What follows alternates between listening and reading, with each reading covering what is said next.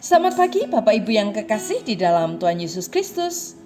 Pagi hari ini saya Eko Wayu Suryaningsih kembali menyapa dengan kebenaran firman Tuhan yang terdapat dalam Rut pasal 2 ayat 3. Rut pasal 2 ayat 3. Pergilah ia lalu sampai di ladang dan memungut jelai di belakang penyabit-penyabit.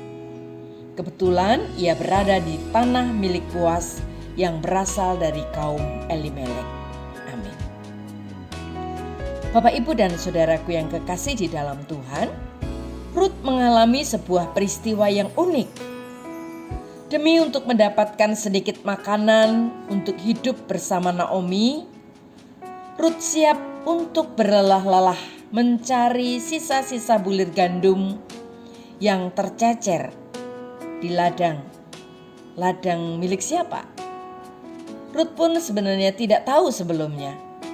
Baru ketika dia bertemu dengan Boas, taulah Rut bahwa ladang itu milik Boas. Ada kalimat yang menarik di ayat yang kita baca adalah, kebetulan ia berada di tanah milik Boas, ayat 3. Rut tidak merencanakan sebelumnya untuk pergi ke ladang Boas. Rut hanya mencari belas kasihan di ladang seseorang agar dia diizinkan untuk memungut ceceran bulir gandum. Itu saja rencana awalnya. Bagi kita tentu ada banyak hal yang terjadi secara kebetulan di luar rencana kita. Begitulah, mungkin kita melihat tentang peristiwa yang dialami Rut. Siapa yang menyangka jika akhirnya Rut menjadi istri Boas? Namun seperti apapun perspektif kita tentang sebuah peristiwa, apa yang nampak sebagai kebetulan, ternyata Tuhan sedang bekerja di baliknya. Tuhanlah yang menempatkan Rut dalam ladang Boas, bahkan berjumpa dengan Boas sendiri.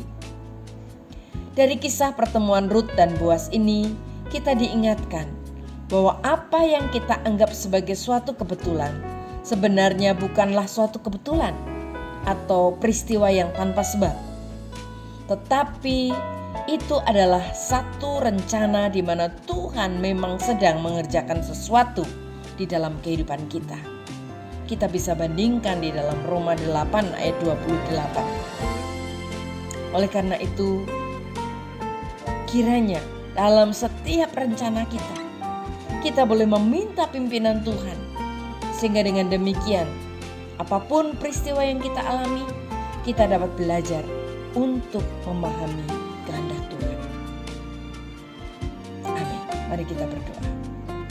Tuhan Yesus, terima kasih buat firman-Mu pada pagi hari ini yang mengingatkan kami Tuhan punya rencana yang besar.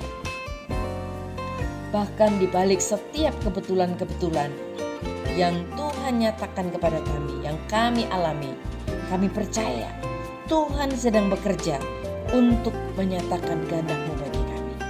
Terima kasih Tuhan, ajar kami tetap percaya dan meyakini Engkau bahwa semua rencana Tuhan adalah rancangan damai sejahtera dan itu baik bagi kami. Dalam nama Tuhan Yesus kami sudah berdoa dan bersyukur. Haleluya. Amin.